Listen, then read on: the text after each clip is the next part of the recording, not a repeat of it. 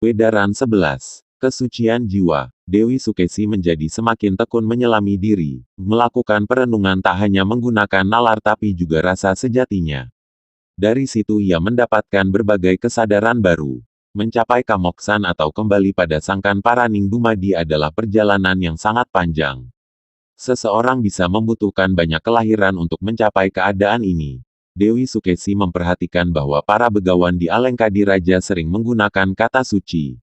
Jiwa yang suci dinyatakan sebagai prasyarat naik ke alam tertinggi yang tak terikat batasan ruang dan waktu. Justru kata inilah yang menimbulkan pertanyaan di dalam dirinya. Karena terkait dengan kata suci, sering dipertentangkan antara tubuh dan jiwa. Tubuh manusia dengan segala hasratnya sering dinyatakan sebagai penyebab ketidaksucian jiwa. Dengan kata lain, hendak dinyatakan tubuh ini pada dasarnya tidak suci dan itu bisa mengganggu kesucian jiwa. Pertanyaan yang muncul di benak Dewi Sukesi adalah, bukankah tubuh juga merupakan pengejauhan Tahan Hyang Maha Agung? Bukankah jagat raya ini pengejauhan Tahan Hyang Maha Agung dan tubuh merupakan bagian dari semesta yang terbentuk dari unsur air, api, tanah, dan udara? Maka, ia merasa aneh pada sebagian pejalan rohani yang cenderung membenci tubuh dan benar-benar berusaha mematikan hasrat dari tubuh. Itulah yang kemudian dia utarakan kepada Resi Wisrawa. Sambil bersila, Resi Wisrawa mendengarkan pertanyaan Dewi Sukesi, lalu dengan tenang memberikan jawaban. Sukesi, untuk menjawab pertanyaanmu, mari selami tubuh kita. Persis seperti yang engkau katakan, tubuh ini memang merupakan pengejauhan Tahannya. Tiada satu pun di jagat raya yang bukan pengejauhan Tahannya. Tubuh merupakan pengejauhan Tahannya yang sangat canggih, dengan keberadaan unsur-unsur semesta yang lengkap dan selaras. Bisa juga dinyatakan tubuh adalah kuil suci tempat bersemayamnya Hyang Maha Agung. Tubuh terbentuk dari api, air, tanah, dan udara dengan rancangan sedemikian rupa yang memungkinkan terjadinya pergerakan dan perputaran daya hidup untuk memastikan terpeliharanya kehidupan. Ada daya hidup yang masuk, ada yang keluar. Pada tataran daya hidup paling kasar, ada tahapan tubuh memasukkan unsur alam lewat makanan dan minuman. Dari situ ada daya hidup ragawi yang terbentuk, ada limbah tubuh yang harus dibuang. Tentu di dalam tubuh ada bagian-bagian tubuh pengolah makanan, sekaligus penampung dan pembuang limbahnya. Ini bagian dari keutuhan tubuh yang membuat sistem daya hidup berjalan lancar. Nah, apakah kemudian wajar jika ada bagian tubuh atau tubuh itu sendiri yang dinilai tidak suci karena kita menganggapnya kotor? Berikutnya, melalui keberadaan tubuh juga manusia berkembang biak. Ada bagian tubuh yang bertugas untuk itu. Pada laki-laki terdapat buah pelir yang menyimpan mani dan lingga yang menjadi perangkat untuk mengeluarkannya. Kemudian pada perempuan terdapat indung telur yang menjadi tempat menghasilkan sel telur, dan yoni menjadi pintu masuk bagi mani untuk bertemu dengan sel telur. Lewat persanggamaan bisa muncul jabang bayi sedangkan jabang bayi yang kemudian menjadi manusia, adalah perwujudan agung dari Sang Hyang Hurip. Apakah bagian-bagian tubuh itu, juga persanggamaan, layak disebut tidak suci juga?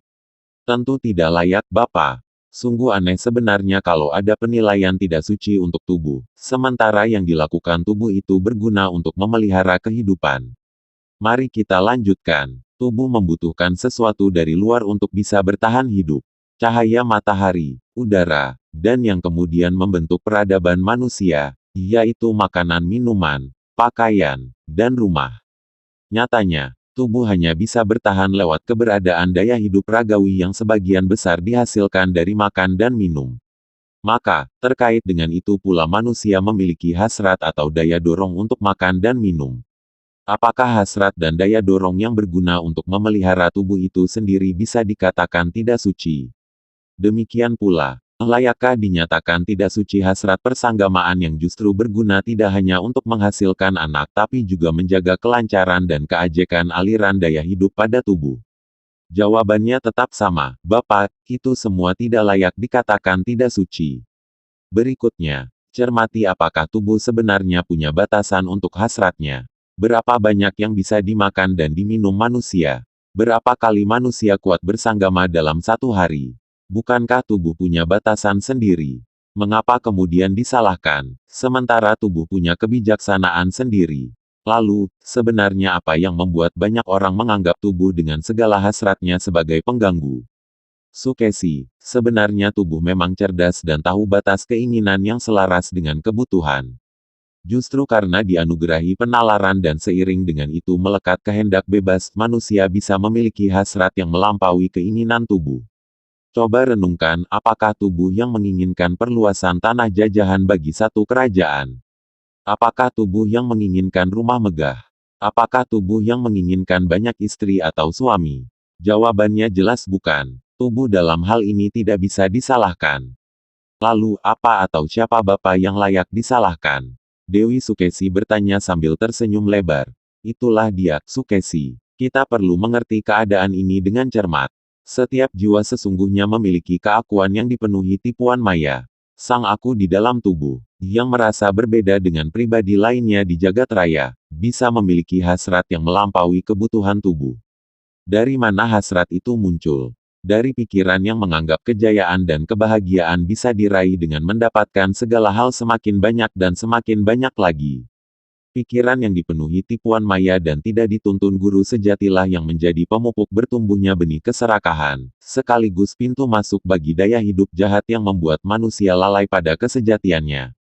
Ingat, Sukesi, jagat raya mengandung ruah bineda. Demikian juga diri manusia, di dalamnya terdapat daya pembangun dan perusak. Inilah diu dalam diri manusia yang mengejawantah dalam watak serakah dan mau menang sendiri. Saat dibiarkan begitu saja, diu dalam diri manusia akan menarik makhluk lain dari luar diri yang skala maupun niskala yang ingin mengendalikan pikiran manusia. Saat keadaan ini terjadi, jiwa manusia lantas terjebak dan tak bisa meraih kemurnian dan kesempurnaan. Jadi, sekali lagi, bukan tubuh yang tidak suci. Tubuh hanya kendaraan bagi jiwa yang punya ukuran sendiri untuk kebutuhannya. Sang jiwa sendiri yang bisa merusak tubuh, saat ia tak dituntun guru sejati dan malah membiarkan diu di dalam dirinya tumbuh subur bahkan bekerja sama dengan makhluk-makhluk berwatak diu dari luar dirinya. Jadi akar kejahatan sesungguhnya adalah pikiran yang dibiarkan liar, penuh angan-angan, penuh tipuan maya, tak menyadari kasunyatan diri dan tubuhnya. Dewi Sukesi terpukau mendengarkan paparan Resi Wisrawa. Ia bahagia sekali mendapatkan kesadaran baru yang menyempurnakan pengertiannya akan kehidupan yang tergelar di jagat raya. Ia berseru dengan riangnya, "Sekarang aku mengerti, Bapak. Berarti manusia perlu mengerti keinginan di dalam dirinya sendiri dan cermat mengelolanya." Tentu demikian, Sukesi. Perlu dikenali, apakah hasrat yang muncul itu murni dari tubuhnya atau tipuan pikirannya. Hasrat ragawi bisa murni berasal dari tubuh, yang menandakan memang tubuh membutuhkan apa yang dihasrati demi keberlangsungannya. Tapi ada hasrat ragawi yang bukan murni dari tubuh, melainkan buah pikiran yang liar. Inilah yang perlu dijinakkan karena merupakan diu yang bisa merusak tubuh dan jagat raya. Satu lagi, Sukesi, engkau mesti mengerti bahwa jiwamu juga punya hasrat tersendiri. Jiwamu pada satu waktu berhasrat menikmati kesunyian, merasakan keterhubungan dengan Yang Maha Agung. Hasrat itulah yang menggerakkanmu untuk terus berupaya mencapai kesempurnaan jiwa. Tapi jika hasrat itu sudah mulai dipengaruhi atau ditumpangi tipuan maya, sama saja hasilnya. Malah akan menjauhkanmu dari kesempurnaan. Bisakah Bapak memberikan contohnya? Lihatlah orang-orang yang bersemedi atau bertapa brata karena ingin menjadi yang nomor satu dalam ilmu rohani, atau karena ingin dihormati, atau karena menginginkan kedikdayaan yang membuatnya tak terkalahkan. Mereka ini telah kehilangan kemurnian dalam laku rohani. Mereka membiarkan diu mengubah lakunya sehingga kehilangan kesucian meski dalam pandangan banyak orang terlihat suci. Kasinggihan, Bapak, sangat bisa dimengerti, Dewi Sukesi menanggapi, lalu diam sejenak. Tak lama kemudian ia berkata, jadi, Bapak, kita perlu memiliki pandangan yang tepat mengenai tubuh. Bahwa tubuh pada dasarnya agung karena merupakan perwujudan Yang Maha Agung, dan sejatinya ia hanya kendaraan bagi jiwa. Tak pantas kita menyalahkan tubuh. Karena yang membuat jiwa tidak kunjung sempurna adalah kegagalan manusia memanfaatkan kehendak bebas yang dimilikinya. Atau dalam bahasa lain, manusia belum cakap mengelola ruah bineda kehidupan dengan membiarkan diu di dalam dirinya tumbuh dan berkuasa. Tepat, Sukesi. Maka jika kita bicara kesucian jiwa, ini sebenarnya tentang jiwa yang semakin dituntun guru sejati. Dan dengan daya dari guru sejati, segenap tipuan maya di nalarnya sirna. Lebih jauh, jiwa yang suci adalah jiwa yang tak lagi dipenuhi endapan daya hidup akibat iri hati, benci, dan amarah yang tak terkelola. Jiwa yang suci adalah jiwa yang telah mengampuni sesama yang dinilai pernah merugikan dan menyakiti. Jiwa yang suci adalah jiwa yang telah dituntun guru sejati untuk bertindak sesuai rancangan agung, serta telah mendapat pengampunan atas segala tindakan merusak yang pernah dilakukan. Indah sekali paparannya, Bapak.